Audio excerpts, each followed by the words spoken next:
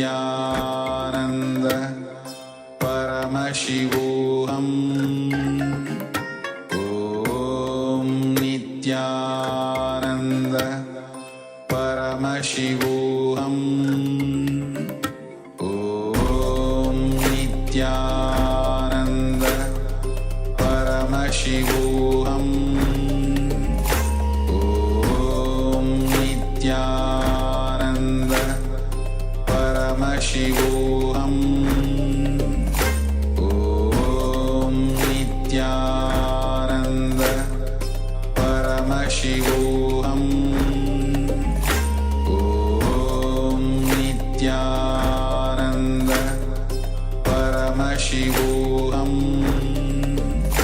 Om Nityananda Paramashivoham Om Nityananda Paramashivoham Om Nityananda Paramashivoham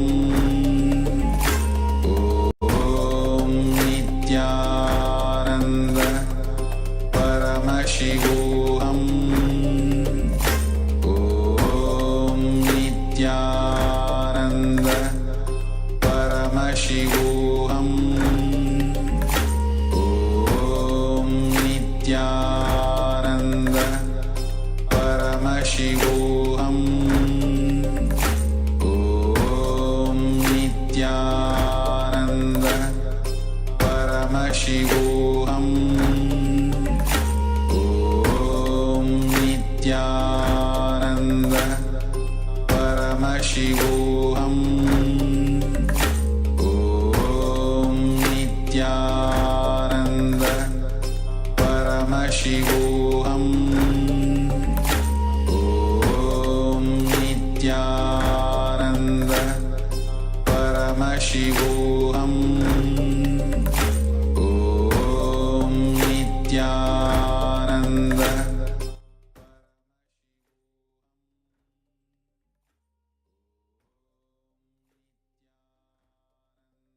Now slowly, very slowly, you can remove your eyeband and open your eyes. If you have covered your eyes with eyebands, remove your eyebands.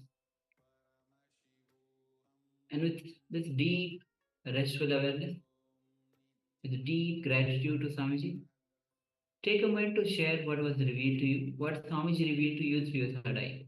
When you scan the picture that the acharyas, we are looking at, any detail that you saw, whether you saw just a single part of the image, or you saw any form or anything which is even related to the image, or you heard as a sound, you had some visualization, or just flash of image or flash of sound, anything that was revealed to you, take a moment and share.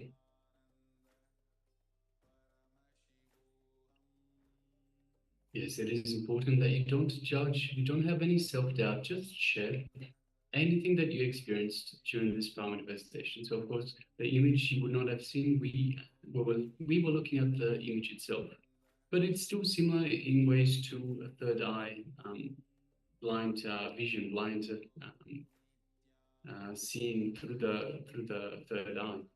Because it is, in fact, just the same. It is asking for information from the cosmos of what is on the image. So whether the image is in front of you with your eyes closed or in front of us, you still have the eyes closed. So any thoughts of impossibility, unclutched from. That's why before we get into the power manifestation itself, we go through the unclutching. We unclutch from anything external, anything internal. So we come to the space of possibility, because all there is Paramashivoham, and everything is possible. So please go ahead and share. And also requesting all of you to, those whose cameras are off, Ma Nidhi Chakra, Rajya Sarupini, Hang Mailong, Ma Sho Viping, Liu Wen, and Ma Rama Tarang Kamatang Shakti. Please switch on your camera. And let us know what was your revelation when you scanned the image. Then shortly we'll move to the verification. We'll be projecting the image which the acharyas were looking at.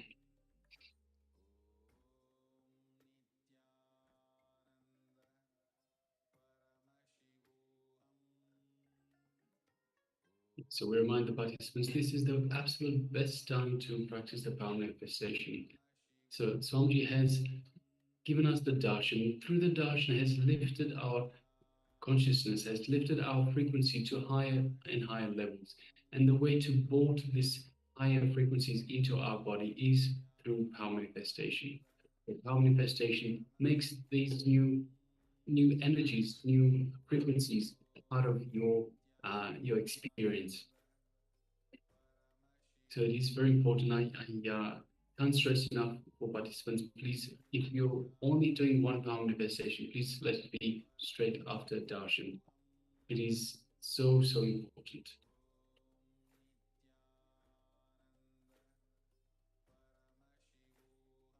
All right, so let us move on to the verification stage. So we'll be displaying the image that we were staring at, looking at. And yes, as you can see, it is an AI generated image. We have a lot of animals that are happily sitting together, mostly happily. So we have so many different animals. We have even the water and some fish in the water. We have 3 birds in the sky, perhaps vultures or something like that. They look like big birds. We have another big bird in the ostrich, quite a big flightless bird, very fast. We have 1, 2, 3 tigers, 2 zebras. We have a rhinoceros. We have a sheep, perhaps a cow. We have an elephant. We have a giraffe. We have a caribou, perhaps. And yes, so many animals. And of course, we have the green grass, a little bit of sand as we come up to the water. So the water could be anything. But as I said, it is AI generated, artificial intelligence. So it could be anything. And of course, we can see the sky, blue sky, but mostly cloudy. We can see the white clouds, although still quite bright despite the clouds in the sky. So yes, if you got any of that correct, any of the animals, the fact that there are animals where they got the colors, green, gray, brown, white, all those colors that you see in the picture, water, fish, sky, cloud, any of that. If you got any of that correct, then you have manifested this power. So congratulations. Yes. With this, now we'll be moving on to the next session. As before that, we had the revelation by Swamiji on how to reprogram your mind to look in. And now, in this revelation by Swamiji, we'll be looking into the true love. What is true love? Most times we are looking for true love outside, searching for true love, attention. But Swamiji says very clearly, unless you are enlightened, unless you are in that space of pure oneness, you cannot be in true love or you cannot radiate true love. Only an enlightened person can radiate true love. So let's enter into this revelation by Swamiji and receive the powerful cognitions.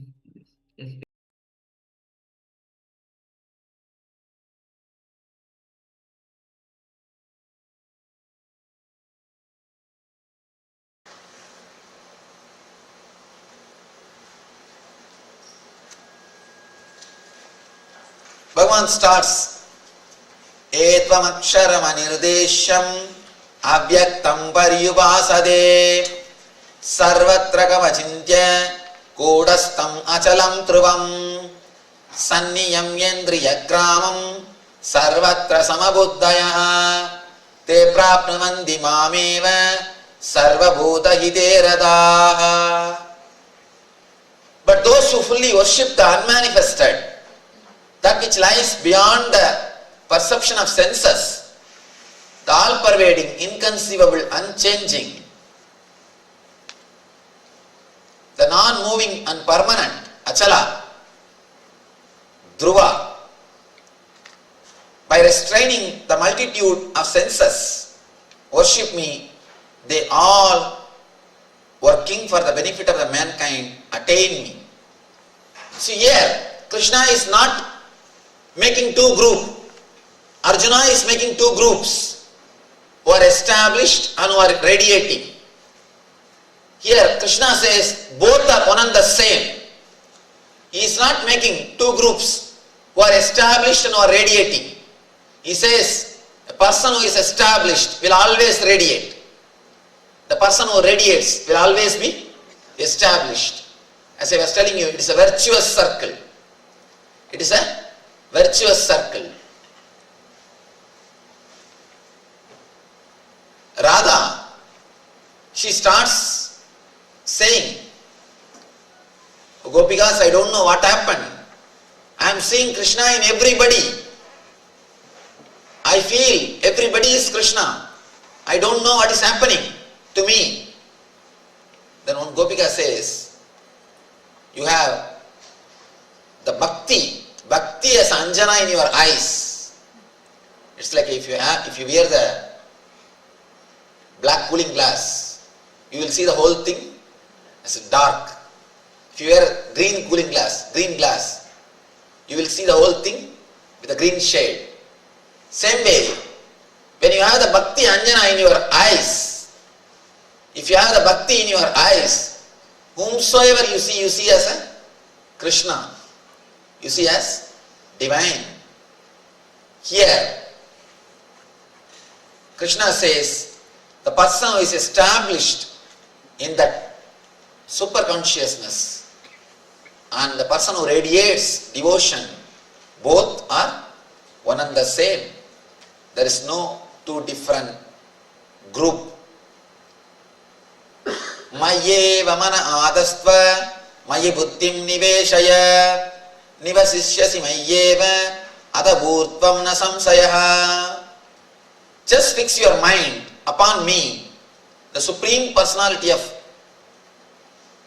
Divine, and engage all your intelligence in me. Thus you will live in me always without a doubt. Na samsayaha.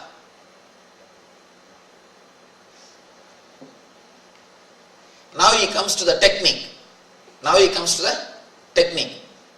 At some one point the virtuous circle has to be started.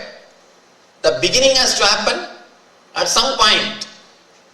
First he explains about the virtuous circle. Then now he comes to the technique. Please understand, love is not a mood. It is your very existence. As long as it is your mood, it will come and go. There are two kinds of love, horizontal love and vertical love. Let me explain the horizontal love and vertical love. Horizontal love is just like a horizontal line, flat. It is related to time. It will start and end. Please be very clear. Anything which starts has to end. If it takes little more time to end, don't think it is permanent. Don't think it is permanent. Anything which starts has to end. It may take few years or few months, that's all. But it ends. This is horizontal love. Horizontal love is related to time. Vertical love is related to consciousness. It neither starts nor ends. It doesn't discriminate. It is your very quality. If you discriminate and love, please be very clear, it cannot be called as love, it is just infatuation. As long as the other person fits in your frame, all your love will go. The moment the other person doesn't fit in your frame, your love will disappear. In our meditation camp, the first session, the first practice which I make people do is, tell Tell me honestly, or make a list. Honestly, how many of you really love at least one or two persons in your life? And usually in the beginning people will come up with a big list. Husband, wife, father, mother, brother, sister. One by one, one by one, one by one. When I start talking, people will cross. No, then it is not love. No, then it is not love. But people always come and get stuck when it comes to the son or daughter. When I say all your love is for some reason, three reasons: either economical benefit or psychological support, that you have somebody as your family or as your community, as your group. At the time of risk, they may support you. When it is needed, they may be behind you. Psychological support. Third thing, good certificate. Sometimes we do share love, we do show love. We may not have any economical benefit or the psychological support, but expecting a good certificate. Good certificate. Attention. Some need will be there. People tell me, Swamiji, no, I don't love my son or daughter with any of these three things. I ask them, all right, if suddenly your son starts doing things on his own, if he starts deciding on his own, if it doesn't fit with your frame, if it doesn't follow your words, if it doesn't live according to you, will that love be saved? Inquire honestly. Naturally people start saying, no, it will not be. It will come down. Means what? We love our next generation as long as they are extension of our life. We fulfill our desires through them. We fulfill our life through them. Whatever we can't, we try to fulfill through them. As long as they act, they live as an extension of your life. Relationship is really beautiful. But the moment they start deciding on their own, the moment they feel that you are suffocating them, and they stand up and say no, whole thing takes a different turn. But for kids, they feel they are man or women only when they say no to parents. It's a basic instinct. Only when you say no, you feel you are individual. They don't bother what you say. All they know is flat one word, no. Flat one word, no. They do not know anything else. They feel strong when they say no. That is why all over the world, the youngsters, they always rebel. Whether it is developed countries or Eastern countries, all over the world, in all culture, youth, the youngsters always say no. Because when they say no, they feel that they are very strong. No gives certain kind of strength. But your love is dependent only on yes. As long as you receive yes, your love also yes. When you get a no, you start saying the same no. It is horizontal love. That is the reason. It ends with some reason. Vertical love never ends because it never starts. Suddenly at some point, you realize, just like this body, how you live inside this body, same way you are living inside every body. Inside every body. There is a beautiful example given in Upanishad. A master asks a disciple, do you enjoy all your five senses? Disciple says, yes. Suppose if one sense is missing, will you have the same amount of joy? He says, no, 20% less. If two senses are missing, 40% less. If suddenly you have five more senses, he says naturally 100% extra. He says if you are given one more body, naturally I will enjoy twice.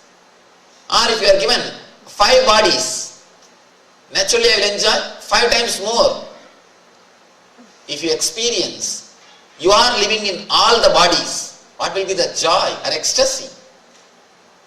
Immeasurable, eternal and ultimate. That is the same thing which enlightened people experience. They experience the same thing. When they experience they are filled in the whole universe, or they are in every body, they experience the tremendous ecstasy, the tremendous pleasure or bliss. That is why they don't need anything from the outer world. They don't need anything from outer world. One elderly person, he came to our program. After that, he came near me and asked me, with a lot of sympathy expressed, in such a young age you became a Swami. With a lot of sympathy that I missed life. With a lot of compassion, he was expressing his compassion with a feeling that I missed. I told him, don't be sympathetic towards me. Actually, I should be sympathetic towards you. Even after 60 years, you are not able to liberate yourself. Even after 60 years, you are suffering in the samsara. Don't be sympathetic towards me. I should be sympathetic towards you. When you experience that ecstasy and bliss inside you, you don't feel you are missing anything from the outside. You don't feel you need something. Real renunciation is not you renouncing the world renouncing you. When you have that joy and ecstasy, bliss in you, automatically you will radiate that within you and you will never feel you are missing something. You have lost something. I always tell people, never renounce unless you have that ecstasy inside. Never renounce. Work only for that ecstasy. When that happens, automatically the renunciation will happen to you. You don't have to renounce. Automatically it will happen. Be very clear. If you renounce the outer world without having the inner world, you will fall in depression. I have seen so many sannyasis who take this life, who have not achieved the inner experience, who are caught in the social service, fall in depression. Around the age of 40 to 45, simply they fall in depression. They give counseling for the whole world, but they will be in depression. So many monks, they fall in depression. Never renounce unless you have a solid experience inside. When you have the experience, you don't have to renounce. Automatically renunciation will happen. All these things will drop you. Instead of you dropping, they will drop you. You dropping will always have a problem. They dropping you is the right thing. When you have that joy in you, when you start experiencing the joy in you, nothing needs to be renounced. Automatically things will happen. Here Krishna gives technique to start the virtuous circle. Let you fix your mind on me. let you establish your intelligence in me. In this way, after acquiring that boundaryless consciousness, you will live in me always. How to establish our intelligence on Him? Continuously try to put all these ideas and thoughts inside you. Ramakrishna says, what you eat, same way only you will belch.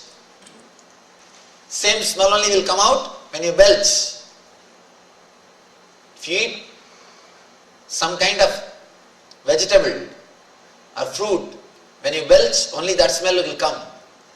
Same way, if you add these ideas continuously into your mind, into your consciousness, naturally it will start radiating. It will start shining through your being. Let your intelligence be established in His being. Means, when you are in some trouble, automatically the solution should come from you, based on these ideas. As on now, we run and refer the book. It means you are having Guru only in the outer world. If you again and again digest all these ideas, even when you don't have trouble, try to put these ideas inside you. Only then they will go and sit. When you have trouble, they will start guiding you. When you have trouble, if you read, you will not be able to digest them, because already your mind is in confusion. How can you receive them? How can you digest them? It can never happen. When your mind is in normal state, let receiving these ideas inside your mind become a regular habit. Let it become a just normal lifestyle. How you eat every day, how you take bath every day. Same way, let you eat these ideas in you beautifully. Shankara writes commentary on this sutra, Agara Suddhihi. Agara Suddhayo Smriti Suddhihi.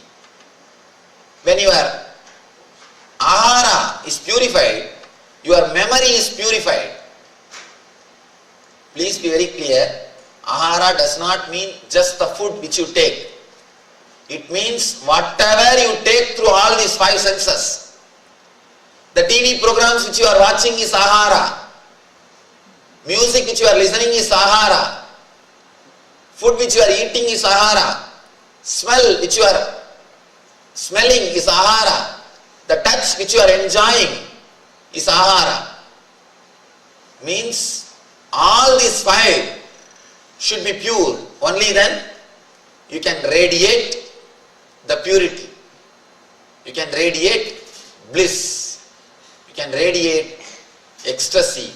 You can radiate divine intelligence. Understand, unless you purify agaras which goes through other senses also, you cannot expect the purification of your memory, especially these TV shows. I really feel blessed. I am born and brought up in a village where there was no TV in those days. People ask me, Swamiji, how do you pick up things easily?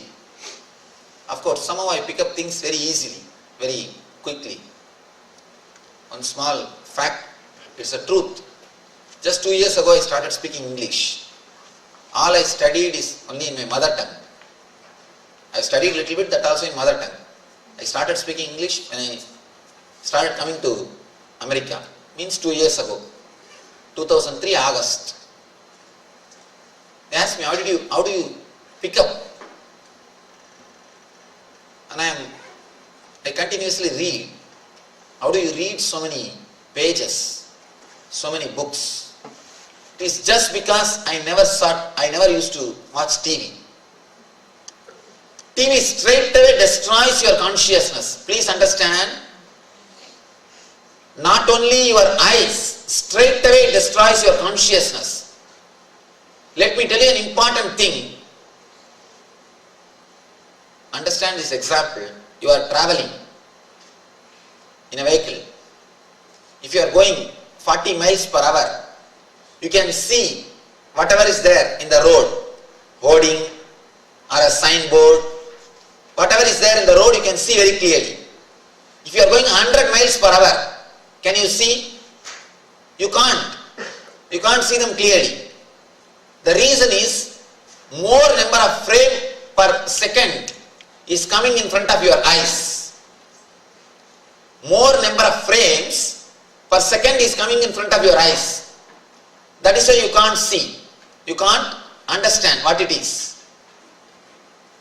Normally, your eyes can receive, analyze, process and file as long as the informations are given to you 6 frames per second.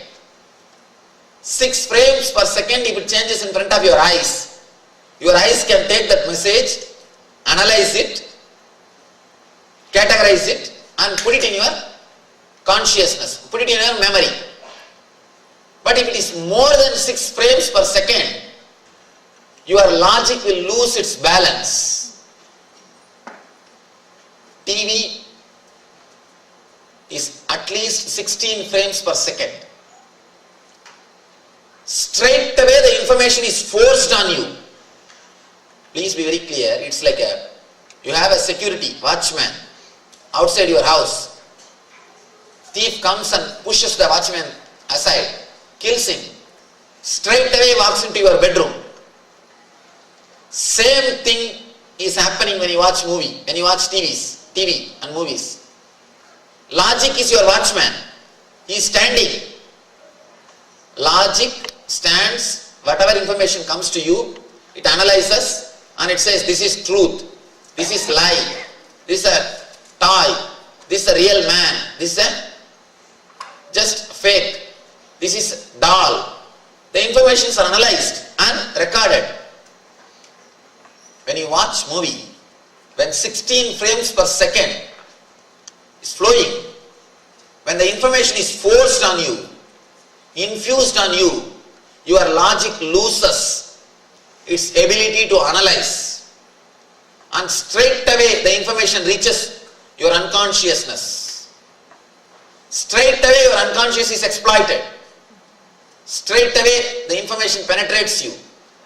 It's like a robber straight away walking into your bedroom, killing the watchman. One more thing, because the information reaches you straight away, you lose the logical analyzing capacity and emotional balance. That is why you know for sure that actor is still alive. You know for sure that actress is also alive. But when you see in the movie that he is murdered or killed, automatically you start weeping. Tears are rolling. You know for sure that is not happening there. That is not true. But when they laugh, you laugh. When they cry, you cry. According to that scenes, your mood also changes. If you see a depressing scene, you fall in depression. Why? You are an educated person. You know it's a drama. You know the person is alive. You must have seen the actor just few days ago in person. But when you see that movie, you experience it. Why? Because the logic which analyzes between the truth and the lie is put to rest or pushed aside, and information is straight away flooded into your system. Straight away it goes into your unconsciousness. So be very clear.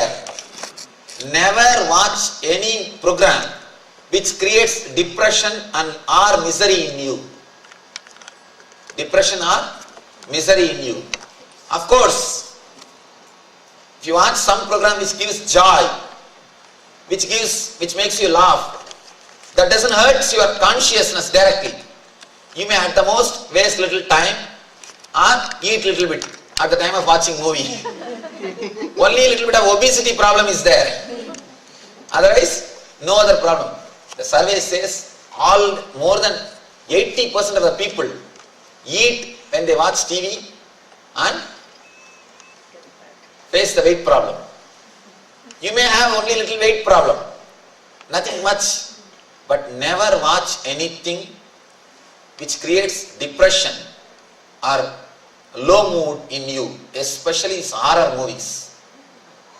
Please be very clear. Let me answer one important question. Is there anything called devil or spirit, Swamiji? This is a usual question I face. Let me tell you very clearly, there is no such thing as devil, no such thing as demon, no such thing as spirit. Be very clear. You may have 1000 references. Now I know your minds are just collecting all the references. What all the movies you saw, what all the shows you saw, what all the books you read. Your mind is collecting all the references. Please be very clear. Once your unconscious starts believing there is a spirit, you project it and see. Whatever your unconscious believes, you project that and see. Now, especially after a lot of research is done on the hypnotism, they are coming up with great truths. If a person is hypnotized and if fire is put in his hand and the hypnotist gives an instruction, you are holding a flower in your hand, you are having rose flower in your hand, not only the hand never gets burned, after the fire is removed, the hand smells like a rose. Hands smell like a rose. Hypnotism has got so much of power. Means the unconsciousness has got so much of power. You are unconsciously hypnotized and taught something like ghost exists. And you project and see. When you see some experience, then it becomes a solid faith. Vicious circle. You are caught in the vicious circle. One more thing. Just watch some horror movie continuously for 3 days. You will see ghost. Even your screen moving will look like a ghost. Even if your wife walks inside your room. So for that you don't have to see horror movie. Anyhow, you will always feel disturbed and you will always be in the consciousness. And whatever happens around you, you will connect with it. And exactly after seeing horror movie only, you will feel like having little water. You will walk up to kitchen. Suddenly there will be a cat jumping exactly on you. And now the whole scene is completed. Now you know for sure the ghost exists. Be very clear. It is purely your unconsciousness. Because you start believing it, you start projecting it. Once you start projecting it, your faith is strengthened. It's a vicious circle in which you are caught. One more thing. Ghosts as such don't have physical body. See, you are having 3-level bodies. Physical, subtle and causal. Even if they exist, they don't have physical body. Of course, first of all, they don't exist. But for argument's sake, if I collect all your arguments and if I have to argue, if we accept they do exist, they exist only in the subtle body or causal body. They don't have physical body. No ghost comes to you with physical body except your spouse. No ghost comes to you with a physical body. It means they have only 66% of capacity which you are having. You are having 3 body, 100%. They have only maximum 2 body, only 66%. It means they are less powerful than you. They are less powerful than you. Even if they exist, you don't have to be afraid of them. Understand logically, even if they exist, you don't have to be afraid of them. They are lower level jivas. They are lower level entities. First thing, they don't exist. Even for argument's sake, if you have to argue, they are lower level entities. You don't have to be afraid of them. So be very clear. All this talking to the ghosts, media, or medium, talking to your some relatives who are dead, all these things are pure stories. One story is built on the other story. Next story is built on the third story. Pure story. Nothing but pure story. A small story. One lady goes to a medium to talk to her husband who recently passed away. Slowly that man waves, starts mumbling few words, then starts talking. Oh honey, I am here, ask whatever you want.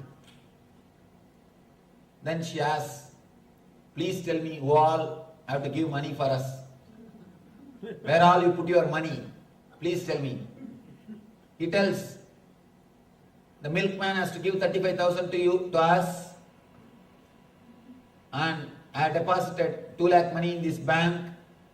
Please take it. And opposite house person, he has to give 1.5 lakh to us. All this account goes on.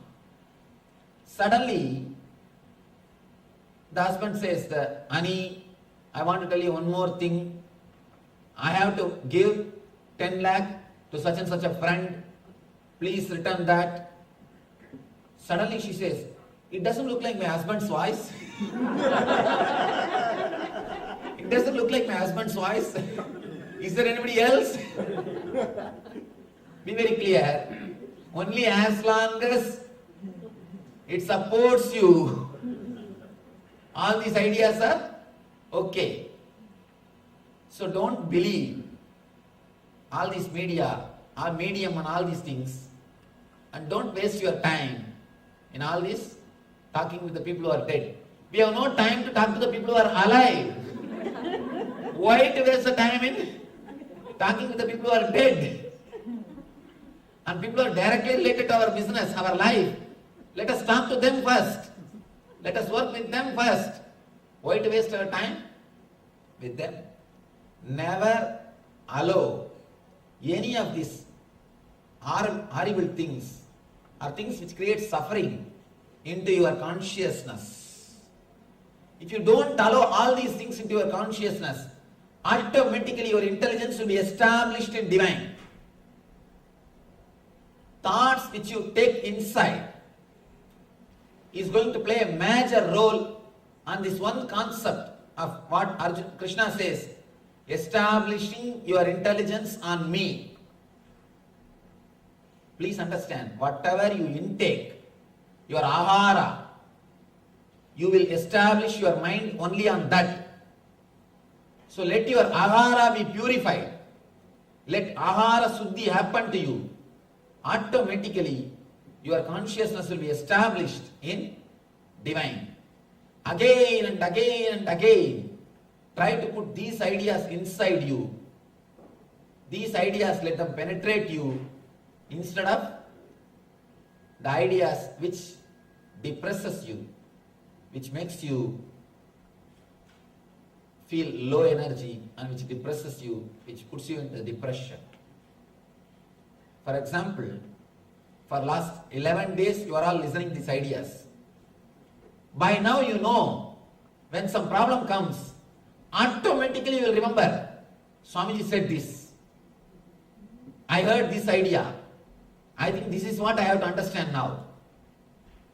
Automatically this will start coming up from your being. If it starts coming up, you have heard. Otherwise, you are a silent listener.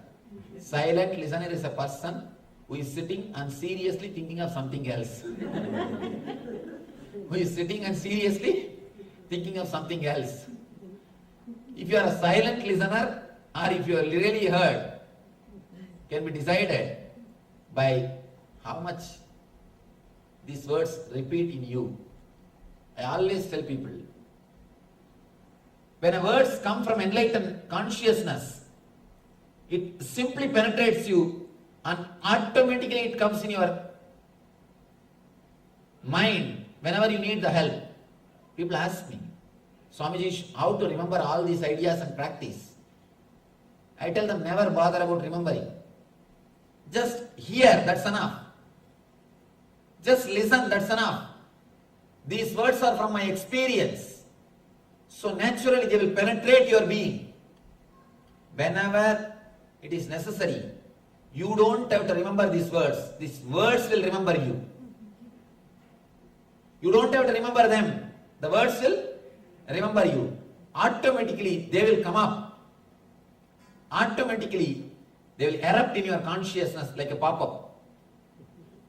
How the pop-ups, they come in the computer. Same way, automatically they will come up in your consciousness and they will guide you. You don't need to do anything. All you need to do is just listen. Means put them into your being. Again and again and again. Try to listen these words. Naturally, your consciousness will be established in divine. Adaschittam samadadum nasaknoshi mayistiram abhyasa yogena tado mamichaptum dhananjaya. Here he says about abhyasa yoga. Why he speaks about abhyasa yoga? Because yesterday in Visurupa Darshana Yoga, Krishna gave one glimpse of universal consciousness experience to Arjuna. But Arjuna is not able to stay there permanently. Out of fear or out of the old engrams, samskaras, he came out. He slipped from the consciousness. Now he speaks about Abhyasa Yoga. How to establish yourself in that same consciousness. That's why he speaks about Abhyasa. Oh Arjuna, if you cannot fix your mind upon me without deviation, then follow the regulative principles of bhakti. In this way, you will, through this abhyasa, you will be established in me. Here he gives a solid path or a solid solution to solve your whole life, to establish yourself in that consciousness. Continuously, again and again, with a regular life, receiving these ideas and digesting these ideas in your consciousness.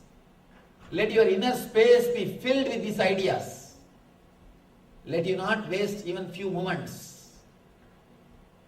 Let your whole inner space be filled with these great thoughts. That is the way to establish yourself in that consciousness. Krishna gives some more tips for establishing yourself in that consciousness and radiating bhakti.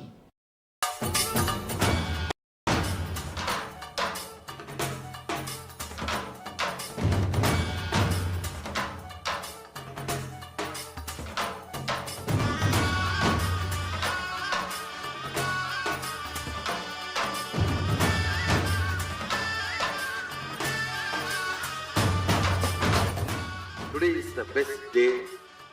Sadashiva appears for Brahma and Vishnu early morning in the form of light shaft. Means the consciousness which is beyond time and space enters into time and space. Sadashiva declares. Yes, then ownership. You tell them. So, Swamiji's revelation on the true love. With this, we'll be entering into the next session, which is going to be the ultimate relationship with in your life with your Guru, with the Guru. So, let's enter into this relation and this is going to be our last revelation by Swamiji for today. So let's enter it.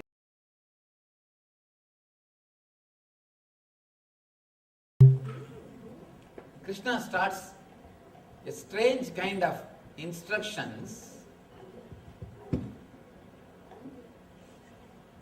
Continuously, next 4 sloka, he gives various options. Step by step, step by step, step by step. He says, if you can't do this, do that. If you can't do this, do this. If you can't do this, do this. Krishna is giving various options. He is giving various instructions. And he says, first thing, Adaschittam samadadum nachaknoshi mahi stiram abhyasa yogena tado mamit chaptum Dhananjaya. O Dhananjaya, fix your mind upon me with a constant practice and try to attain me. If you are not able to practice, then perform actions for me. Then Apyasepya savarto asimat karmo paramo bhavaha madattamabhi karmani kurvan siddhimavapsyasi. If you can't practice the regulations of Bhakti Yoga, then just try to work for me. Because working for me will help you. Adaitapya saktosi kartumatyogamastritaha sarvakarma balatyagam tadak kuryadatmavan. If you are not able to even work in that mood, consciousness, give up all the results to me. He is giving various options to Arjuna.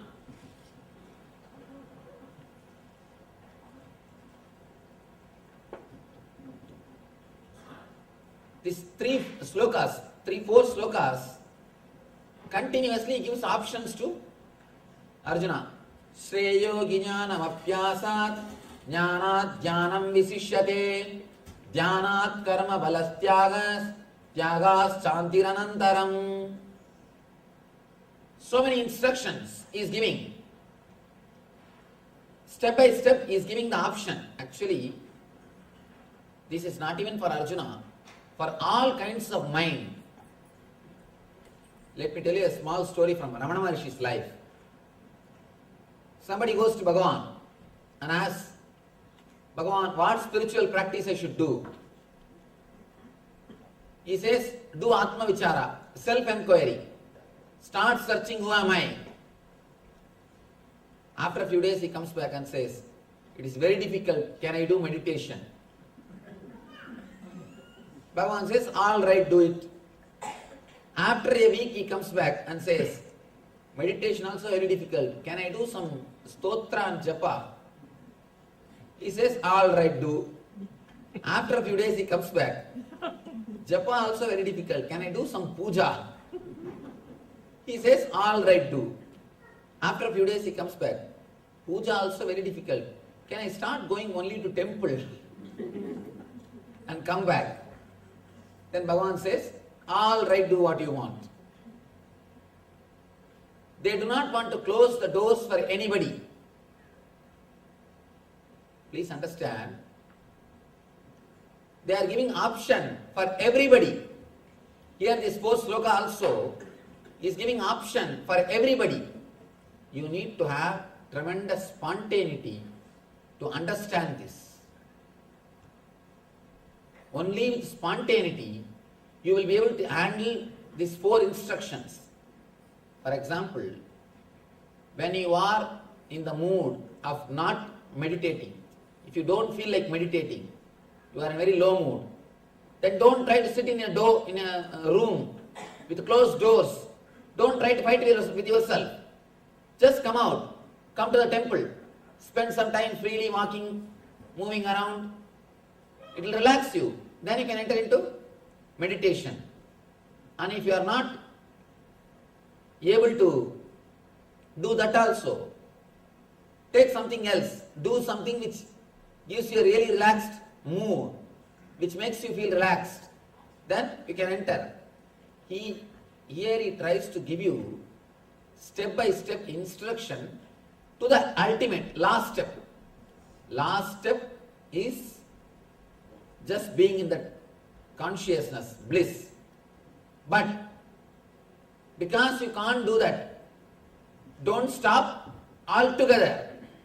At least do something. I have seen people who will speak about meditation, speak about Atma Sadhana, all these things, but when it comes to practice, thinking of doing meditation, they will stop all this puja, rituals, everything.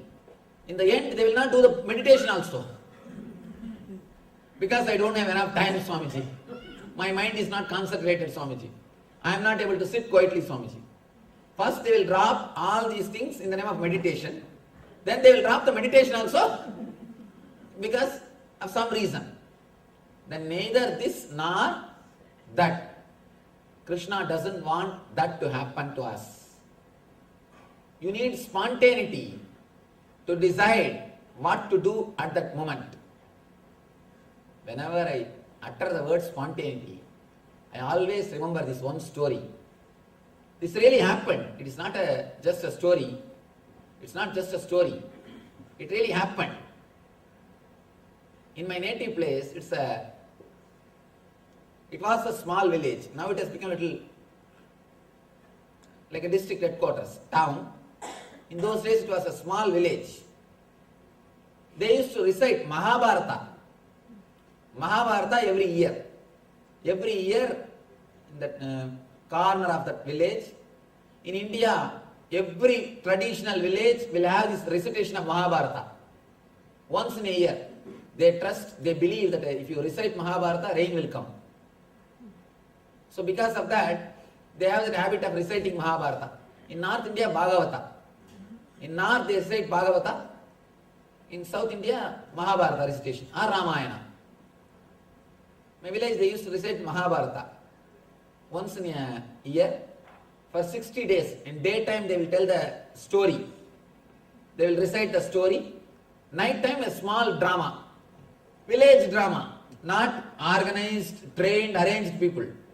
In that village itself, 4 people will take some role and they will play the drama. More than a drama, the mistakes which they do will be funny. So people all will sit and gather. People all will gather and sit and watch. Not for the drama's sake. The mistakes which they do will be really funny. Because what comes as Veena for Saraswati, same thing will come as Gada for Arjuna. For Hanuman. Hanuman will bring the same thing as Gadayudam. Next day, Saraswati will bring the same thing as Veena. It will be really funny. And 4 or 5 people only will play all the role. And Krishna will be some 80-year-old man with one stick in a hand, and he will not be even able to walk. With the help of somebody, he will come and, oh Arjuna, stand up. By the time he says, Arjuna, stand up, he will fall.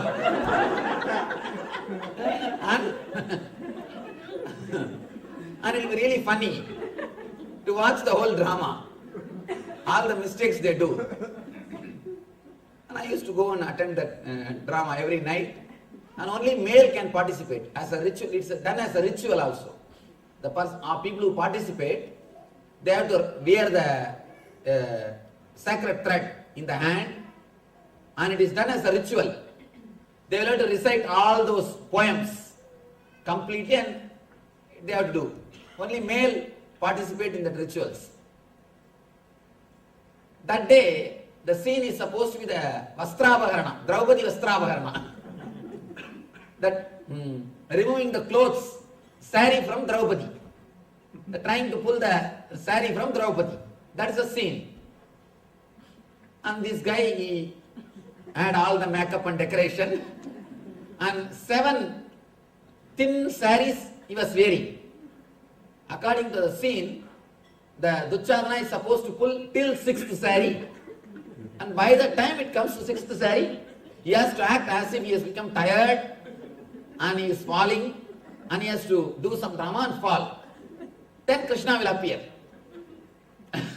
And actually the moment Duryodhana is about to fall, Draupadi will shout, Krishna, Krishna. Krishna will appear.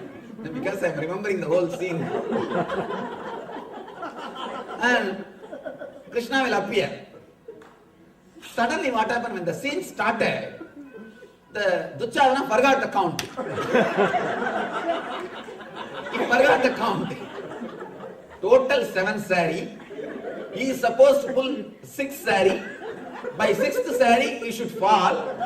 Once he falls, Draupadi will call Krishna, Krishna. Then Krishna will jump in the stage. This is the scene. And this guy somehow he forgot the number, counting. And he started pulling the 7th sari also. He started pulling the 7th sari also. And this Draupadi, she is trying to show through eyes, hey, it's 7th sari, 7th sari. But this guy is not understanding. He thought that Draupadi is acting nicely, so he is pulling.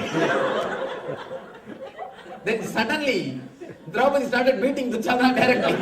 Hey, leave my sari. Hey, leave my sari. It's my sari, it's my sari. Straight away, Draupadi attacks Duryodhana. And we are all surprised. Morning the story says different. Now evening drama says something different. And straight away he is attacking. Actually by the 6th sari, Duryodhana is supposed to fall. And Draupadi should cry Krishna, Krishna. Krishna should jump into the stage. And Krishna is waiting behind the screen with beedi. And he is waiting for the call to jump into the stage. With beedi is standing behind the stage. And he is waiting for Draupadi to call. And Draupadi is shouting, hey Duryodhana, leave my sari. And hey Duryodhana, leave my sari. So Krishna is thinking still the scene is going on. Till the 6th sari is not over. He is thinking standing there smoking the beedi. And this fellow, without understanding, finally, he got, and moreover, Draupadi kicked him also. So he got so much angry, he just pulled the sari completely. Suddenly we saw in the stage with a half female decoration and with a dryer, this guy is standing. Below male, above female. All makeup, female makeup. The long hair and the face with female makeup and female dress, above female dress and below male dress. This guy is standing in the stage.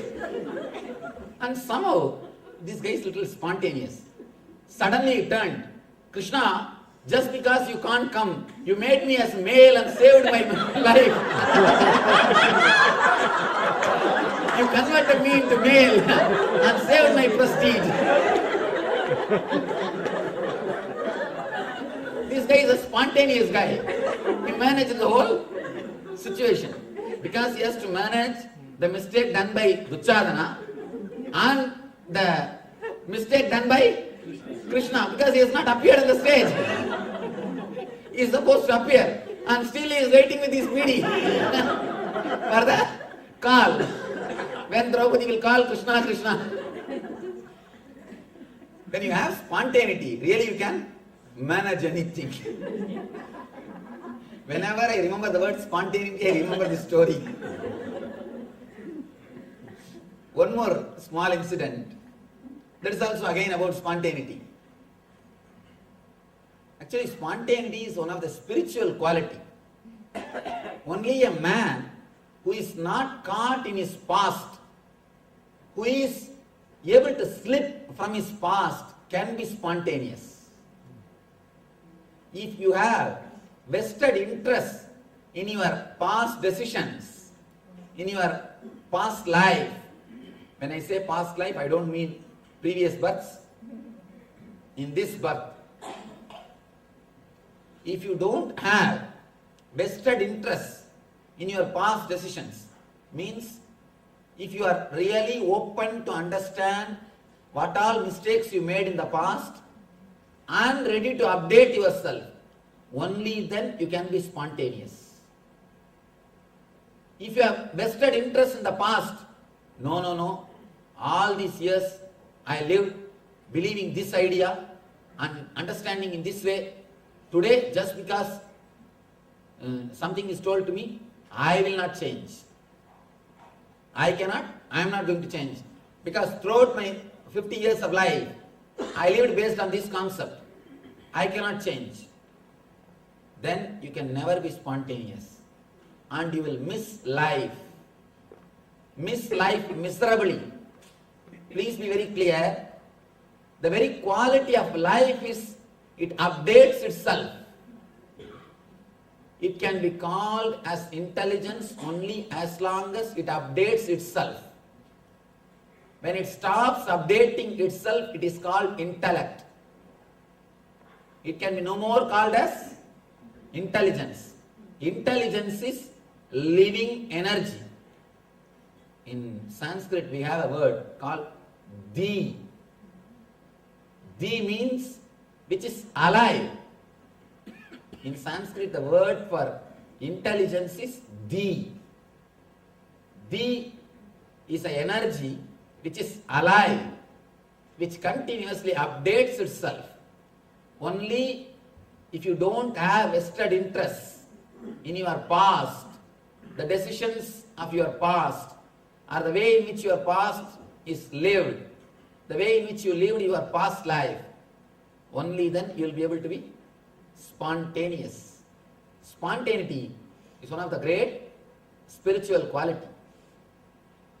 One person, I was speaking at the time on Isavasya Upanishad. I was giving a discourse. One elderly person, by seeing you can say well-read, scholar, elderly scholar. Straight away he walked into the hall. I was giving discourse. He did not even have a basic courtesy to put any question after the discourse. Straight away he walked into the hall and said, all these fools who have not read, you can make them listen to you. Can you make me listen to you? I just said, please come, I am not able to hear what you said. He came near. I said, please come this side. What do you want to say? He came this side. Then I said, I think there is some table. Please come this side. I turned this side. He naturally came near. Then I told, already you have listened to me 3 times. Now sit and listen what I say. Already you obeyed me 3 times. Now sit and listen what I say. You seem to be a very good person. Sit and listen. You can never escape from spontaneity. Later on, I was surprised. I read the same story with a Zen master. After this incident happened, sometime I was reading some book, I read the same story, a Zen master's life. I was surprised how this history repeats itself. Anyhow, then the guy was shocked. He was shocked. What happened? Actually, when you have the spontaneity, nothing can stop you. Spontaneity is one of the great spiritual quality. Here, Krishna gives 4 different instructions. Either you can establish yourself in Bhakti Yoga or live a regular routine life of spiritual routine, or sacrifice all the fruits of action to God, or live in the consciousness and do the action. Whatever you want, you can do. He says, at least, if not this, do this. If not this, do this. If not this, do this. Now, all we need to understand is, don't stop in the low level. Try to always go to the higher level. When you can't go to the higher level, at least stay with the lower levels. Don't renounce completely. Somebody asked me, Swamiji, why do we have so many gods in India?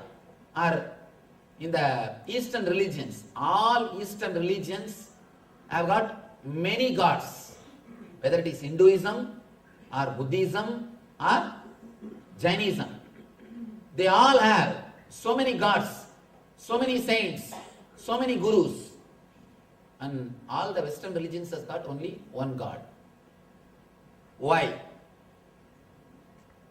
See, Vivekananda says beautifully in one place, in one discourse, freedom is the basic condition for any growth. In any field, if growth has to happen, means freedom is basic condition. Basic condition. In the East, always they have had inner freedom. You can worship whatever God you want, according to your mind, according to your mental setup. You had a complete freedom in the inner world. Your husband can worship Shiva and you can worship Kali. Your husband can worship Kali and you can worship Rama. Nobody will disturb. Your religion or spiritual practice is your option. That's why we have the concept Ishta Devata. Ishta Devata means whatever form suits your mind, you can worship that form. In scriptures, they say 33 crore devatas, means 330 million gods. Actually, I think that time that was the population. So they wanted, let each one have customized God. Let you have customized God. That is why they said 330 million. Now, if the scripture is written, they will say 6 billion gods. Each one has got freedom to choose his path. They had inner freedom. That is why the East has grown so much in spirituality. In that freedom, there are so many good things.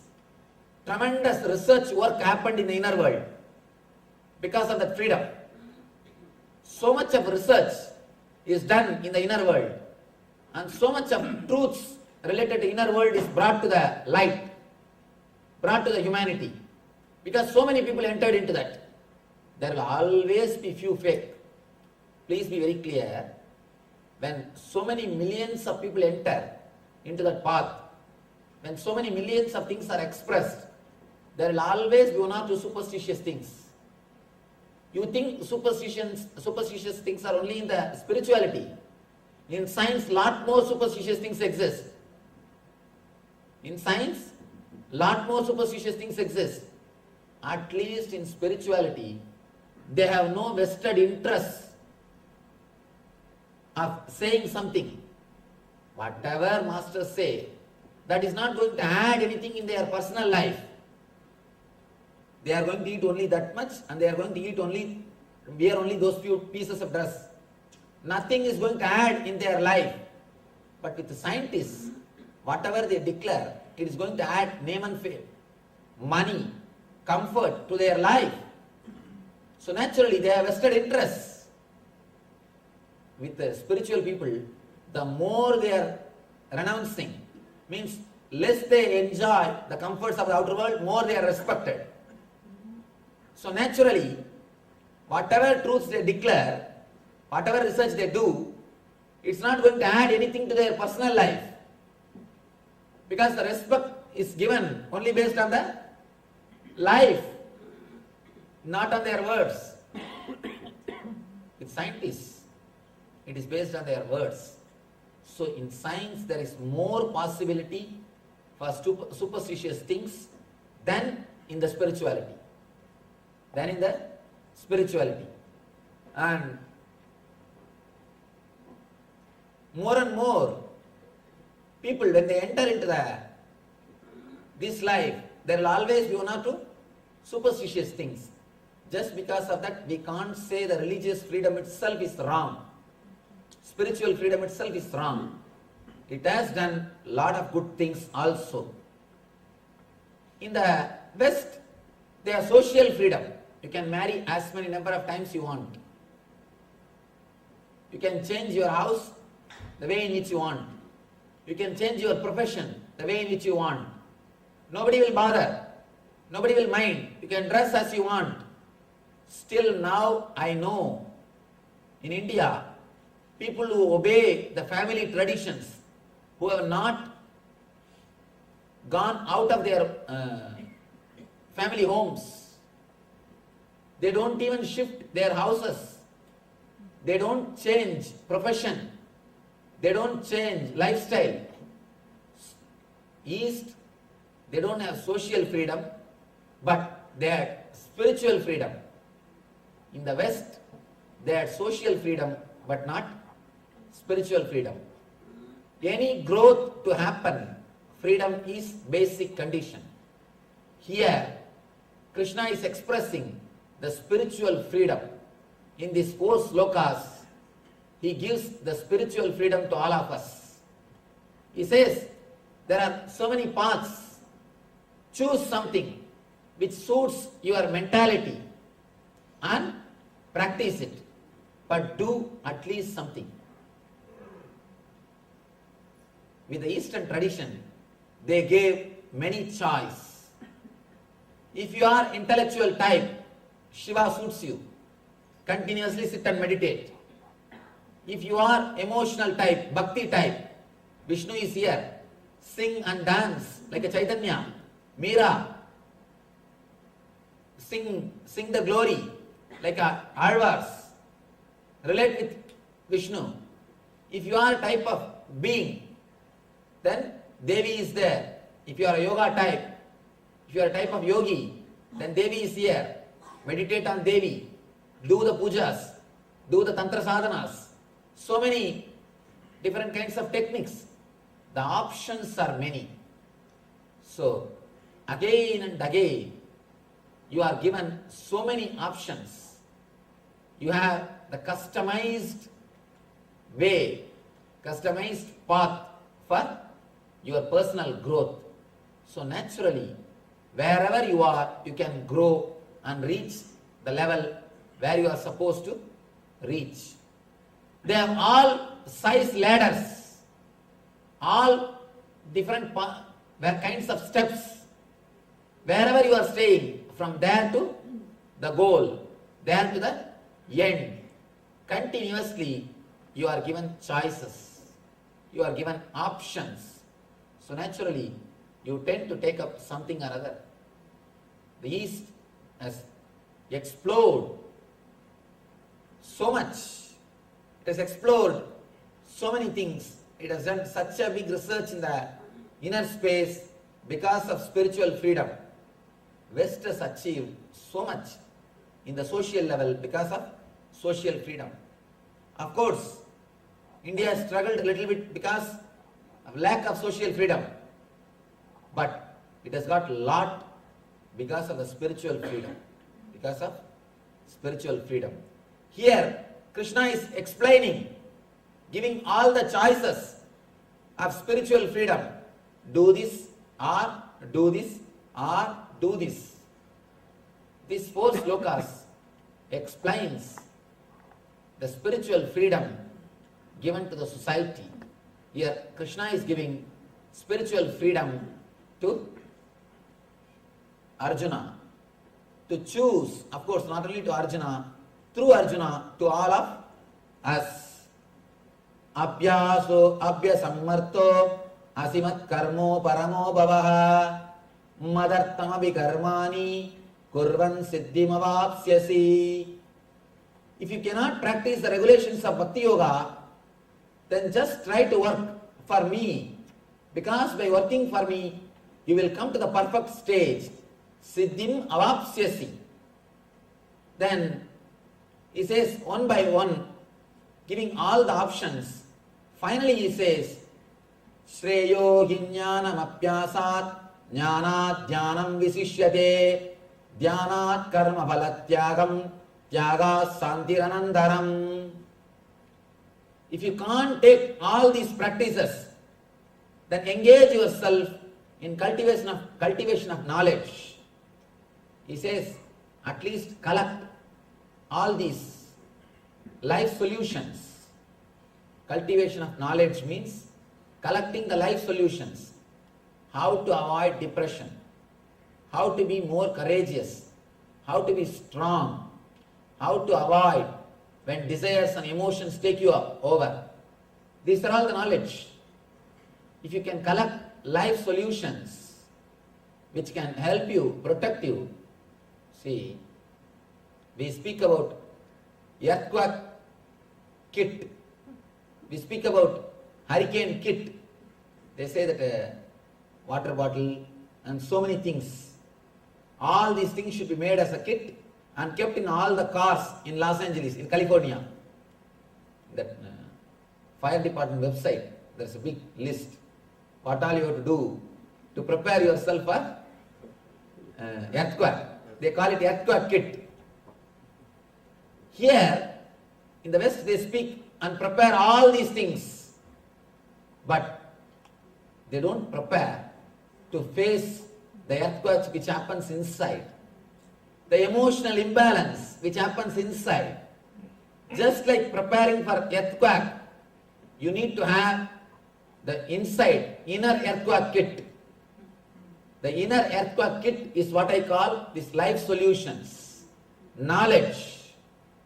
Collect all these things now itself, so that when you face some depression, be very clear, all of us are going to face some inner earthquake in our life at some time, at some point or other. If you are dead, then there will be no problem. If you are dead, then there will be no earthquake. As long as you are alive, naturally at some point some of your friend will die. Some of your relative will die. Some near and dear may fall sick, or they may die. All these things are inevitable. Inevitability of the moment to moment has to be understood. Understanding the inevitability of life and collecting the knowledge, collecting the tools to support yourself at that moment, collecting the ideas to balance yourself at that moment is what I call jnana, knowledge. We need to prepare earthquake kit for our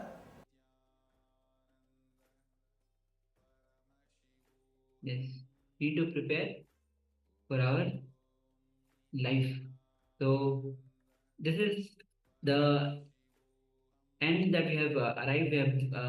We have come to the conclusion of the day itself, the day 6 of the Paramashivoham Level-1, and it has been exciting sessions today, especially when Swamiji was revealing so much on especially from the Bhagavad Gita, and especially on the relationship side, as the deity itself is Kalyan Sundaramurti today, including the relationship, love. So with this, we'll be concluding today, and of course, we'll be come back tomorrow with the another sessions. We'll be having exciting sessions, especially on the Dakshinamurti,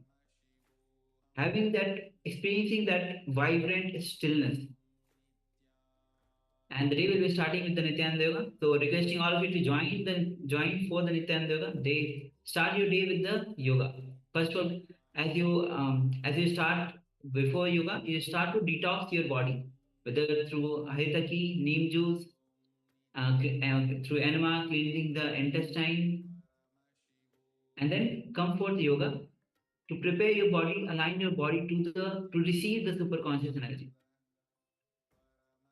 And tomorrow we'll be having Dakshinamurti. Swamiji will be receiving Swamiji as Dakshinamurti. Yes, so now we have, as we mentioned, we have come to the end of today.